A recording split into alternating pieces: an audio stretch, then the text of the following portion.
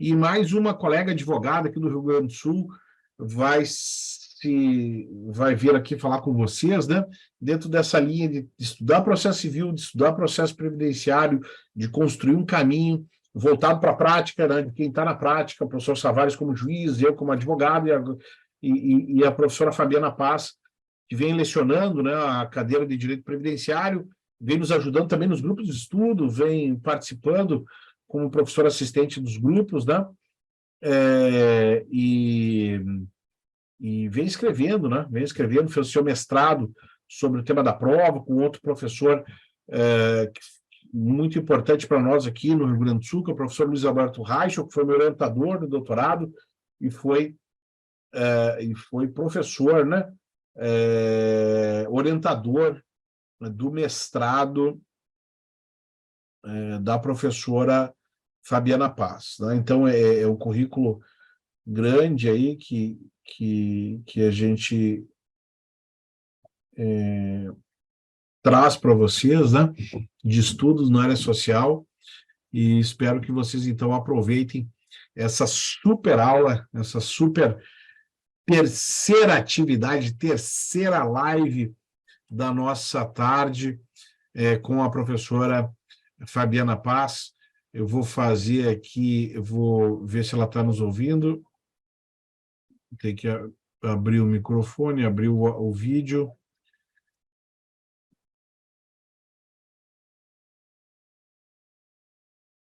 Nossa querida presidente da Comissão de Seguridade Social de Novo Hamburgo, de Zamorgana. É o Vale, né? É o Vale presente. Estou tentando admitir a Fabiana aqui. Vamos mais uma vez. Tentando admitir a professora Fabiana. Desculpa, boa tarde. Agora sim. Ana, com a palavra. Ai, boa tarde, desculpem, tive um problema aqui, estou tendo. Boa tarde, professora Fabiana, tudo bem? Nós estamos com um probleminha na sua conexão, acho. Sim, não sei o que houve aqui. Estão me ouvindo? Ouvindo sim, mas a sua imagem está sempre em looping. Muito estranho, porque... Tentar de novo. Mas, vamos ver. Melhorou. Melhorou, boa.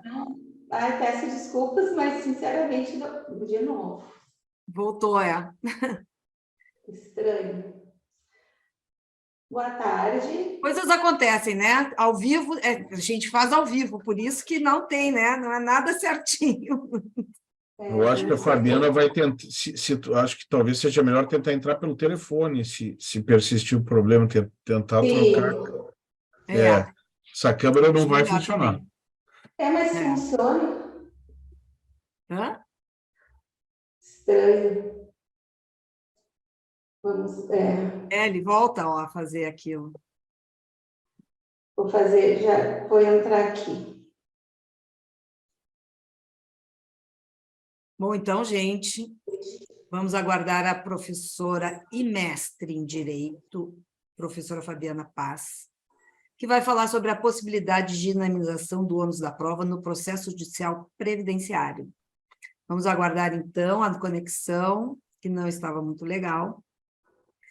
E convidamos, né, vocês a conhecerem, então, a nossa plataforma, daí, quando entrarem, quando adquirirem aí o nosso passaporte, ou Last Dance, ou curso extensivo,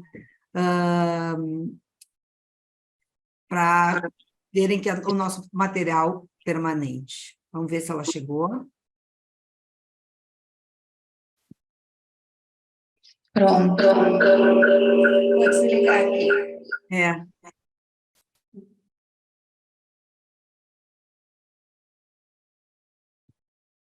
Agora acho que sim, né?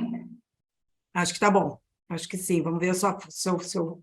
Mas pode colocar, se desligar a câmera. Também. Desliga a câmera lá no outro e bota a apresentação para tentar. Sem a câmera, pode ser que funcione.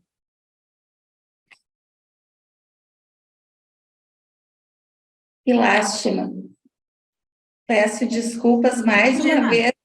Estou muito acostumada a trabalhar com o Zoom e não sei o que houve nesse computador. Inclusive, eu fiz uma audiência. Mas a câmera, o Mas material... o a gente celular não vai ter consegue passar. apresentação daí. Sim, mas eu passo a apresentação, ou tu passa a Ah, tu apresentação. pode compartilhar por ti aí, né? Tá. Uhum. Pode começar falando, Fabiana. Pode Começar falando, falando, então. que eu vou organizar aqui. Vamos começar. Muito Uma boa bem-vindo. tarde a todos. Acha que dá para compartilhar aqui a tela? Daí tu compartilha o material para mim, por aí, então? Pode ser? Posso começar? Sim, vou abrir aqui e compartilhar. Pode começar. Tá. Então, boa tarde. Eu gostaria inicialmente de registrar algumas palavras, porque a gente sabe a importância do estudo do processo previdenciário, e eu não posso deixar de começar a minha fala sem fazer uma referência ao professor Rubim, que se dedica tanto ao estudo do processo previdenciário e mostra para nós, professores, e para os alunos, enfim, para todos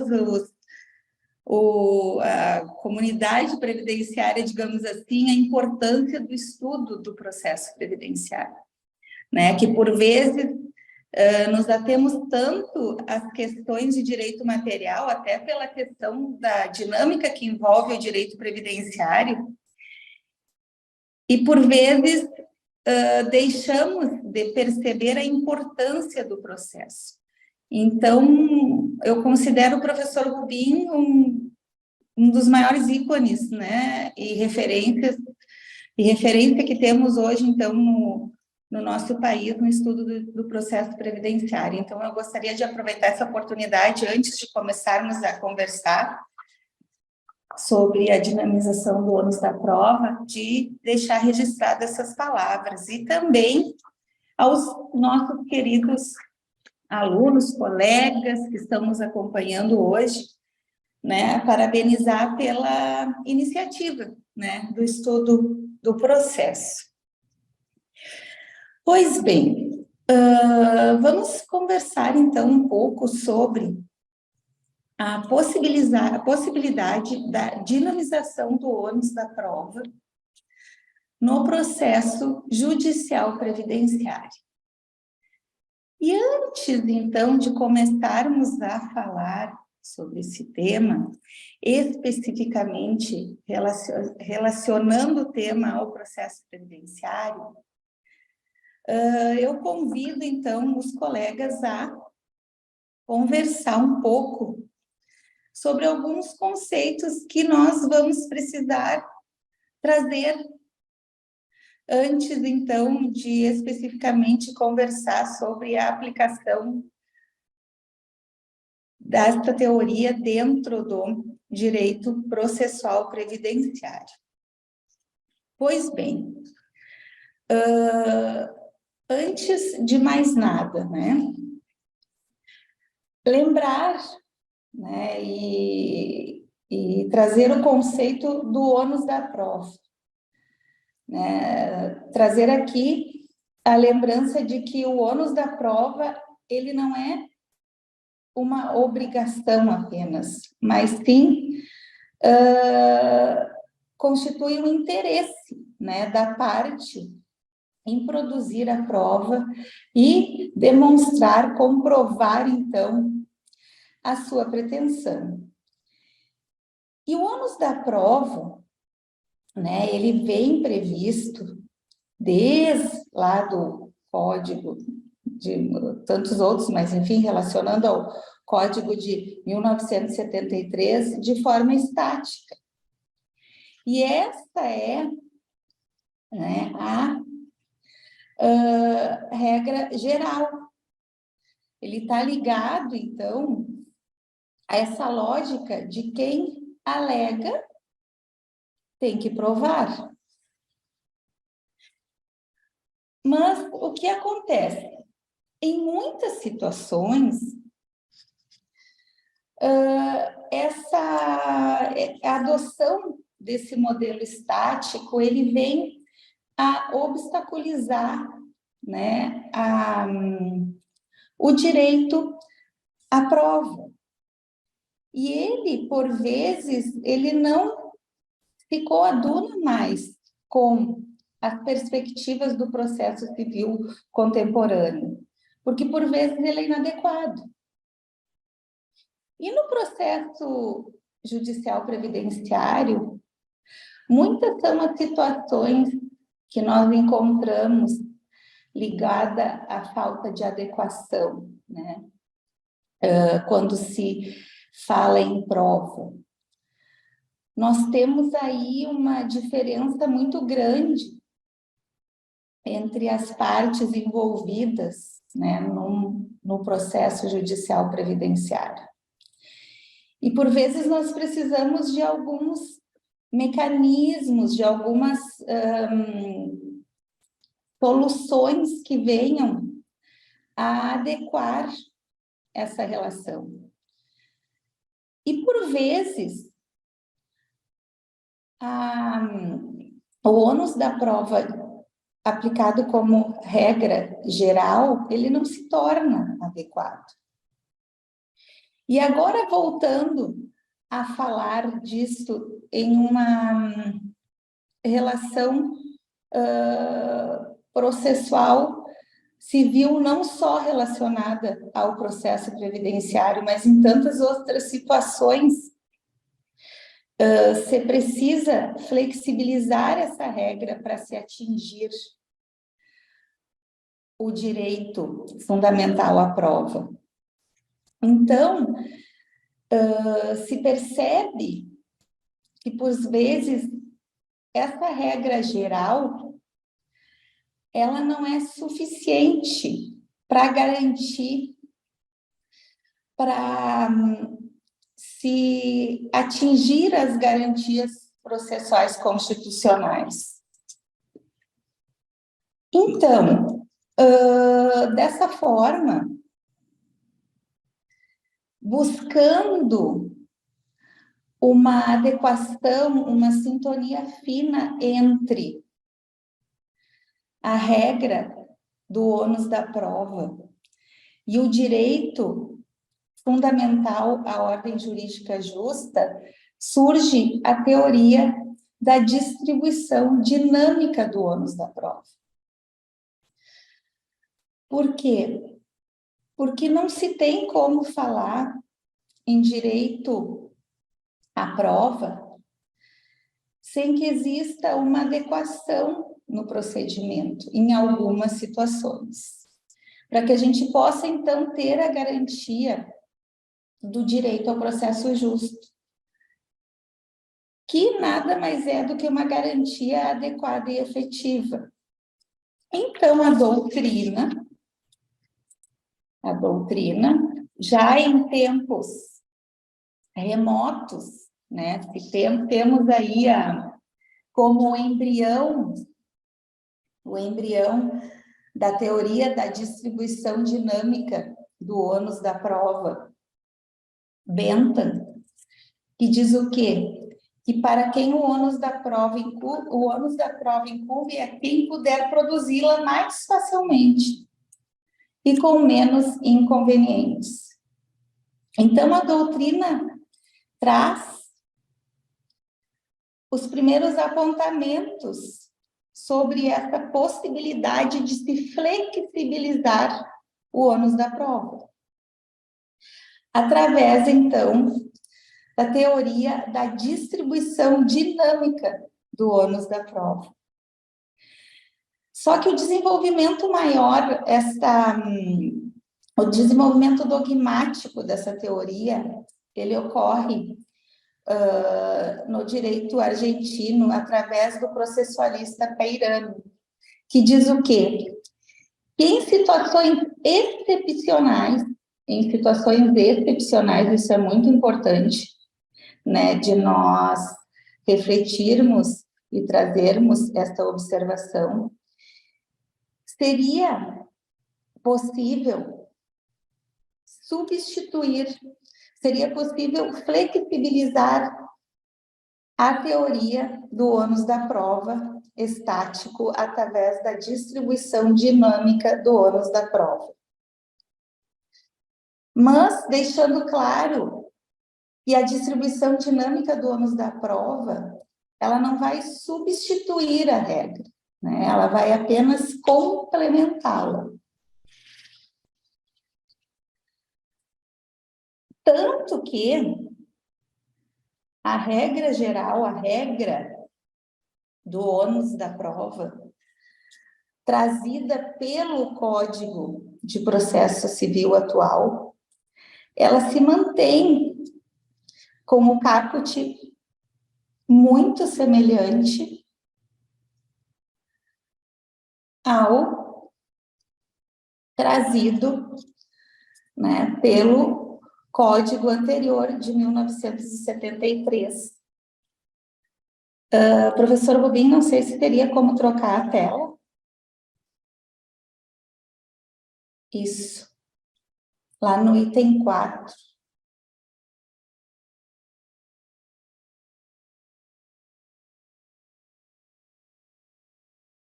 Obrigada. Então, diante desta necessidade de adequação do ônus probatório como garantia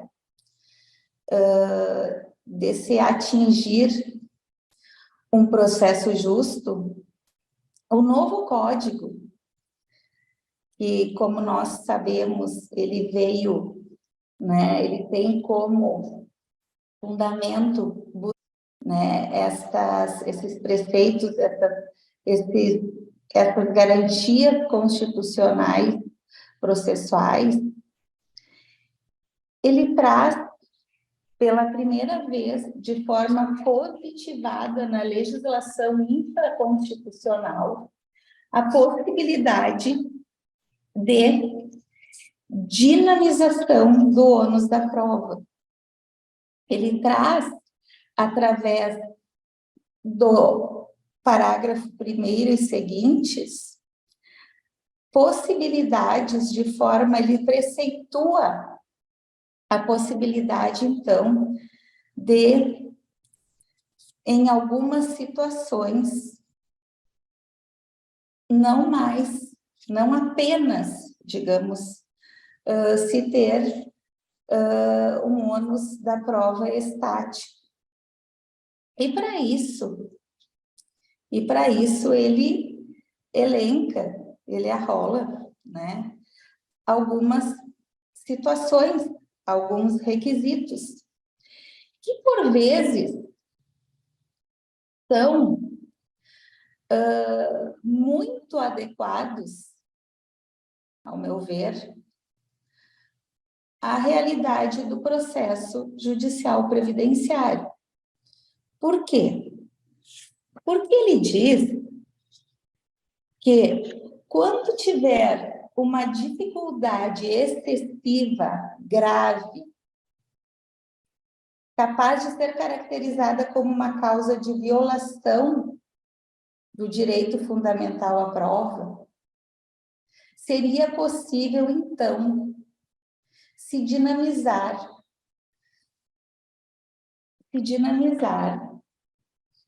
o ônus da prova.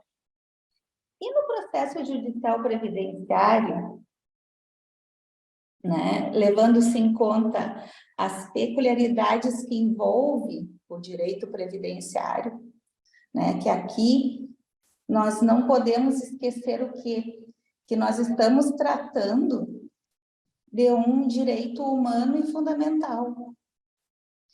E que esse direito humano e fundamental, via de regra, ele depende da prova para poder se concretizar.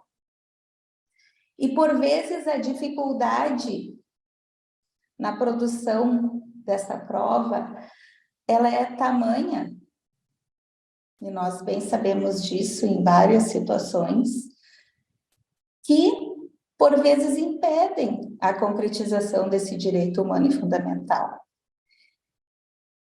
Então, Em algumas situações, em alguns casos e em algumas hipóteses excepcionais, de acordo com essas exigências trazidas pelo artigo 373, parágrafo 1º, se enxerga a possibilidade de se aplicar a teoria, então, da dinamização do ônus da prova no processo previdenciário. Eu penso que pela natureza do direito e principalmente por esta dificuldade excessiva, desde que, claro, cumpridos os requisitos do parágrafo 1º. E, então,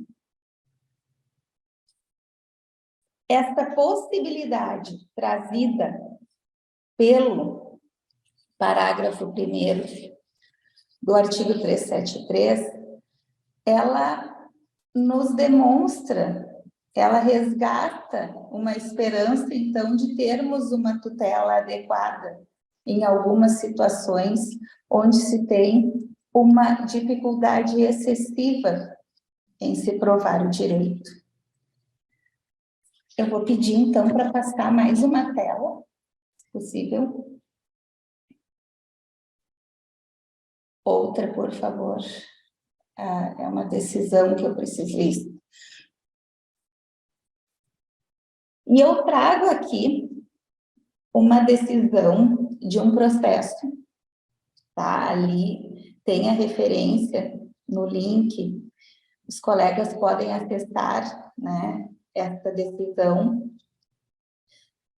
E eu vou pedir a licença de ler, porque ela traz com clareza o que nós conversamos, então, o que nós, até esse momento, falamos sobre a possibilidade, então, de dinamização do ônus probatório no processo judicial previdenciário. Diz a decisão: esse processo, só para que os colegas, então, se situem, ele busca o reconhecimento do tempo especial para um segurado motorista de caminhão, que, como todos sabem, existe uma dificuldade muito grande na prova da atividade especial em relação ao motorista. Então,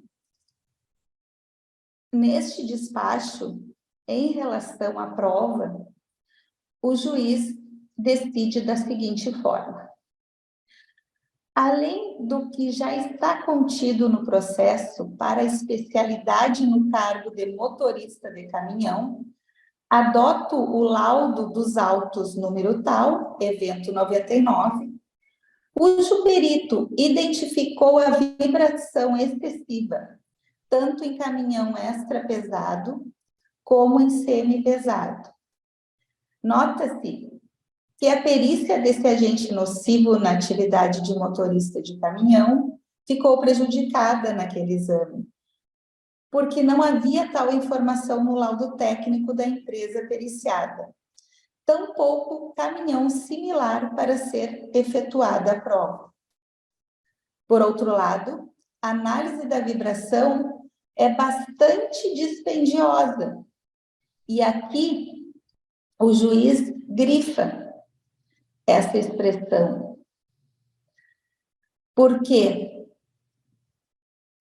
Porque uma das exigências para a aplicação da teoria da dinamização do ônus probatório trazida pelo Código de 2015, no seu parágrafo 1º do artigo 373, se refere à dificuldade, exigindo a contratação de empresa especializada, que fornece o equipamento e o pessoal necessários à sua operação e efetivamente produz o respectivo laudo, segundo o orçamento apresentado pelo perito judicial. Sopesando essas circunstâncias e como autoriza o artigo 373, parágrafos 1º e 2º do Código de Processo Civil, é excessivamente difícil ao autor cumprir o encargo do ônus da prova, quanto ao fato constitutivo de seu direito relativamente à perícia da vibração, pelo que considero suficientes os laudos nos citados processos. Entendo as suas conclusões para os cargos de motorista coletivo, de passageiro, municipais. Enfim, nesta decisão, o juiz, com base na dificuldade da prova, autoriza a dinamização do ônus probatório, de forma fundamentada, abrindo ainda, intimando o INSS para que forneça os meios necessários à realização da perícia referida, conferindo a oportunidade, caso o INSS não concorde com este laudo, de então ele realizar a perícia, contratar o serviço de medição de vibração e juntar aos autos. Então, o juiz decide, ante o exposto, procedo à redistribuição do ônus da prova do agente nocivo vibração. Então, o que nós temos aqui? Nós temos aqui uma decisão que autoriza, no âmbito do processo judicial previdenciário, a dinamização do ônus da prova, justificando de acordo com os requisitos dos parágrafos 1º e 2º do artigo 373 do Código de Processo Civil. Então, o que eu gostaria de deixar, né, nessa fala, para que nós possamos refletir sobre esse tema? Que, sem dúvida nenhuma, uma das maiores dificuldades que nós temos dentro do processo é a prova. E que existem situações, existem preceitos dentro do Código de Processo Civil que nós podemos trabalhar e levar adiante e, quem sabe, buscar, né? Por vezes sabemos que é difícil, mas que podemos construir através desses argumentos algumas possibilidades que possibilitem a adequação dentro do processo judicial previdenciário. E vejo a questão da dinamização do ônus da prova como uma dessas formas. Claro que nós não podemos, né, imaginar que se trata de uma regra geral. Sim, é uma exceção, que não vai ser aplicada em todas as situações, que deve cumprir com os preceitos e os requisitos estabelecidos nos parágrafos 1º e 2º do artigo 373. Mas que nós não podemos esquecer, né, a natureza do direito envolvido, né, nessas questões, que é a natureza do direito previdenciário, que é a natureza de direito humano e fundamental. E que, em algumas circunstâncias, temos sim essa possibilidade de enquadramento, demonstrando o cumprimento desses requisitos. Então, colegas, o que eu gostaria de falar sobre, o que eu gostaria de colaborar em relação a esse tema, seriam essas palavras, mas eu me coloco à disposição para alguma pergunta, e peço desculpas mais uma vez pela questão da apresentação ter sido interrompida, né, e a apresentação dos slides um pouco prejudicada. Mas professor Rubim, estou, né, à disposição, caso queira conversar um pouco sobre o tema.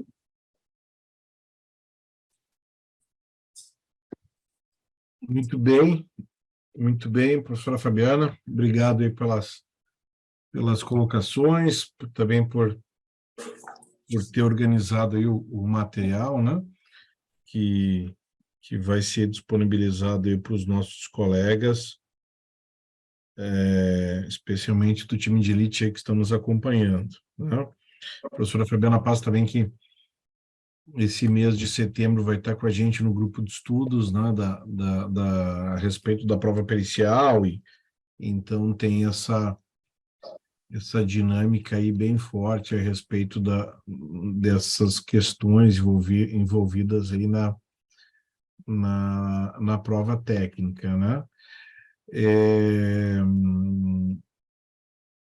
Com relação a esse caso concreto que foi trazido, já que realmente são 14 horas e 30 minutos, temos um tempinho aí. Com relação a essas questões técnicas que foram trazidas para inverter o ônus, né, ali da prova, que tem recordação no caso concreto a respeito da postura que o INSS adotou nesse caso? Porque geralmente, quando a gente fala assim na dinamização, inversão do ônus da prova, a parte contrária, que estava mais acomodada, ela acaba também sendo pega de surpresa, muitas vezes ela recorre dessa decisão, né? Juizado é procedimento também importante saber isso para fins do recurso que vai se pensar em interpor, né, a parte interessada. Exato, foi um processo do escritório, né? Esse processo, essa decisão, ela já tem uns 2 anos, né? Mas eu costumo muito, acho ela importante, porque foi no rito ordinário, né? Porque eu penso que nós devemos, apesar desta dificuldade toda, né, que a gente sabemos o quanto é difícil se ter, né, deferido essa questão da dinamização do ônus da prova, mas penso que nós não podemos deixar de tentar, né, e de trazer esses argumentos, por isso que eu trago essa decisão, porque eu acho ela bem fundamentada.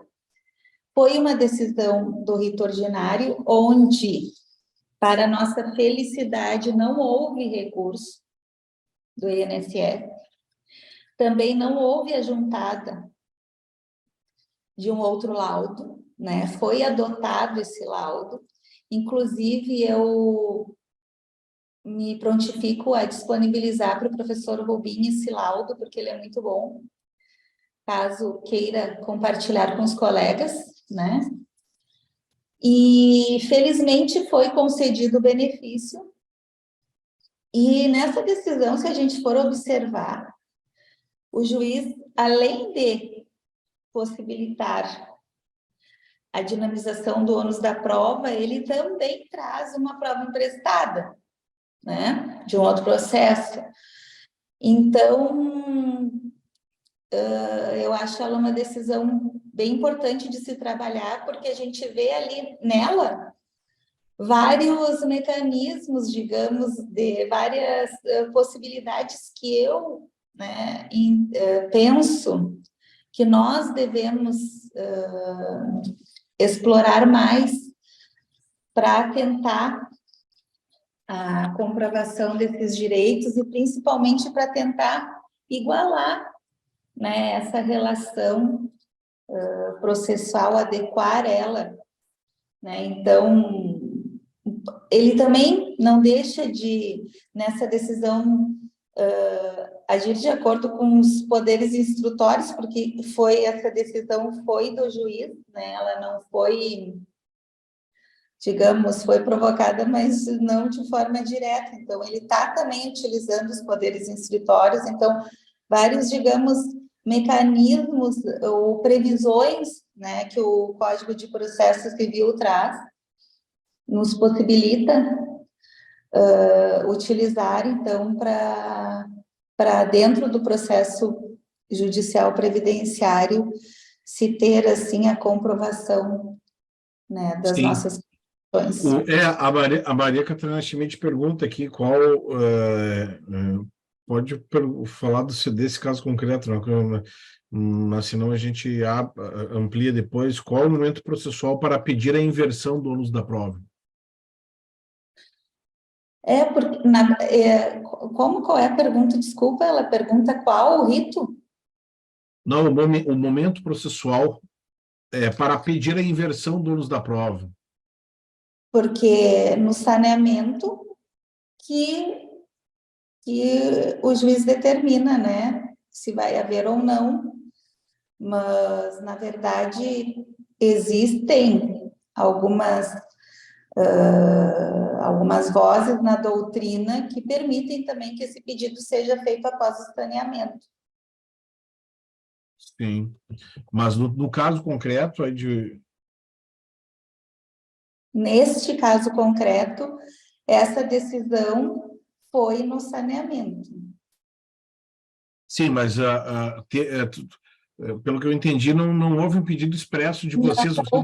Porque eu entendo que a parte já na petição inicial ela pode dizer da dificuldade de produzir a prova, ou naquele requerimento de produção das provas, a parte pode explicitar ali, né, que não tem condição de fazer a prova, por uma razão ou outra, porque teve uma questão financeira ali que entrou em jogo ali, né? Explica um pouquinho esse contexto para nós, professora.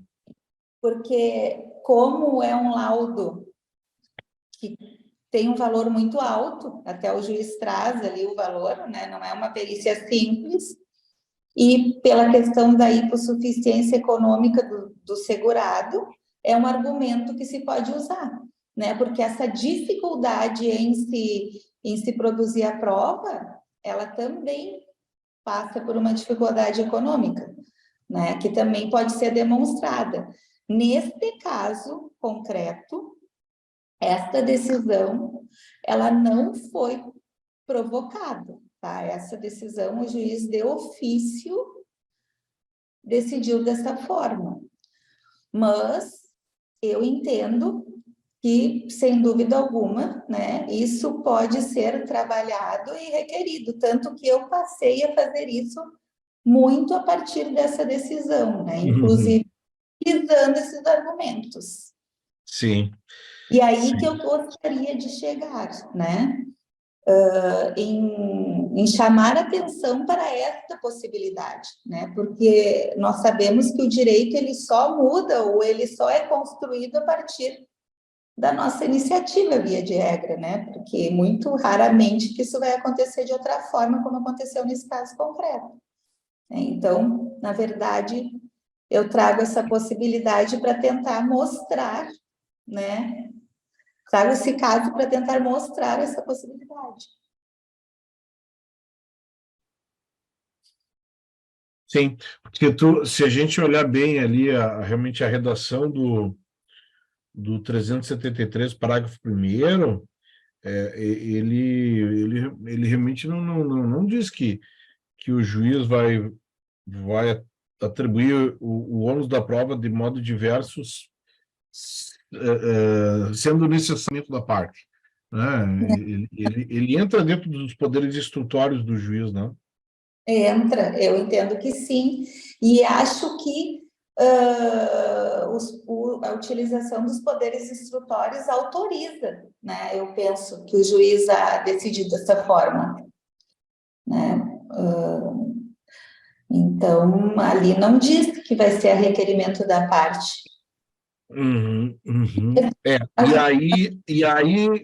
E conjecturando, professora Fabiana, se fosse, já que a palestra teve muito em cima dessa decisão aí do motorista de caminhão, foi o procedimento comum, né? Se o INSS tivesse recorrido da decisão, que recurso a gente poderia imaginar aí? Pois é. Se ele recorresse, Até, foi, nesse caso ele não recorreu, né? Mas eu imagino que, como é rito ordinário, pois é, qual seria a tua opinião sobre isso? Eu vejo espaço aqui mesmo no agravo de instrumento, né? Seria a única, eu também imaginei isso, né? Mas seria dentro de uma situação fora das previsões, né? Seria, mas se enquadra. Uma aproximação daquela ideia da redistribuição do ônus da prova, né? Daqui a pouco se deu um nome um pouco diferente, mas eu acredito que a gente pudesse encaixar ali na hipótese do 1015, inciso 11, né? Que faz, inclusive, menção ali o 373, parágrafo 1º. O grande problema é no juizado, que não tem o agravo de instrumento, que daqui a pouco aí, estou imaginando que a parte possa fazer o requerimento e ter um indeferimento, né? Que se a parte não ter o agravo de instrumento, ela vai ter que, provavelmente, ela vai ter que se socorrer aí do mandado de segurança, né? Nos juizados. Seria mandado de segurança, eu penso também. No procedimento comum, né? No procedimento comum, o caso, então, me parece que ele está mais próximo aí de uma solução pelo agravo de instrumento. Poderia ser pelo tema, se não tivesse no 1015, se tivesse dificuldade pelo 1015, pelo tema 988, porque a questão tem que ser enfrentada logo, né? A questão não pode ser deixada para depois, né? Justamente porque ela define um projeto de julgamento. O que o código, respondendo ali a Maria Catarina Schmidt, né? Qual o momento para pedir a inversão? Para pedir a inversão, acredito que tem que ser desde a inicial. Agora, o juiz ele tem que inverter no saneador, porque ele não pode inverter mais na sentença, para não pegar as partes de surpresa. Ele tem que inverter, né, no momento anterior, né? Então, por isso que tem essa necessidade, né? Muito bem, professora, te agradeço, então, aí pela presença, pela participação, não é? As atividades seguem aqui na maratona, né? E acredito que a Jéssica poderia, que vai a próxima aí a expor, né? No horário das 15 horas, a gente poderia aproveitar só um pouquinho antes para falar do grupo de estudos, né? Como é que funcionam os grupos de estudos que a Ana mencionou na passagem anterior, Jéssica, e a professora Fabiana vai estar no grupo de estudos da impugnação de laudo, né? E como é que tá essas questões dos grupos de estudo do time de elite, já que a Jéssica, como assistente técnica nossa aí, ela é responsável pelos grupos, né? De estudos, pelo monitorar os 8 grupos de estudos, né? E também as apresentações que acontecem sempre na última quinta-feira do mês, aberto. Aqui no YouTube você pode acompanhar os grupos de estudos, né? Agora, só apresenta no grupo de estudos quem é do time de elite, quem faz os nossos cursos, né, Jéssica? E esse ano a gente tem novidades também no grupo de estudos. Explica um pouquinho para o pessoal a respeito disso. Boa tarde. Então, boa tarde, mais uma vez. Boa tarde, Fabiana. Boa tarde. Os grupos de estudos, eles fazem parte, então, do passaporte do time de elite, né? E são alunos, então, que fazem parte dessa comunidade e que promovem uma pesquisa juntamente com um professor. E no próximo grupo de estudos, inclusive a professora é a Fabiana Paz, né? Esses grupos de estudos, eles têm o mesmo tema da Masterclass do mês. Então, por exemplo, nesse mês, a Masterclass foi sobre impugnação e manifestação de laudo pericial, o grupo de estudos vai falar sobre isso. Então, é um grupo de alunos, sob liderança de um professor que faz parte, né, em parceria aí, sempre com o time, E eles promovem uma pesquisa e apresentam essa pesquisa na última quinta-feira do mês, aqui nesse canal do YouTube. E a novidade desse ano dos grupos de estudos é que tanto esses alunos quanto o professor, sobre a liderança desse professor, elaboram 3 enunciados práticos. Então, além do material que é disponibilizado e apresentado no dia, são propostos 3 enunciados para que o grande grupo, então, do time faça a aprovação. E esses enunciados serão publicados depois no livro que a Paixão Editores faz em parceria conosco. Então, é uma obra coletiva que é lançada desde 2021, desde 2021 a gente teve o livro 2021, o livro 2022, é uma obra coletiva que os alunos participam, né, escrevem artigos, e esse ano a gente vai ter, então, os enunciados também. A gente já teve alguns grupos de estudos, e o próximo, então, na última quinta, é 28 ou 28 de setembro, é o nosso próximo grupo de estudos sob a liderança aí da prof. Fabiana Paz, que já está em movimentação com o grupo, já tem até reunião agendada, né, para alinhar tudo com eles. Então, outra questão importante para fazer parte da obra coletiva, ter o seu nome na capa do livro ao fim do ano, tem que necessariamente ter participado de um grupo de estudos, né? É privilegiar quem promoveu pesquisa ao longo do ano.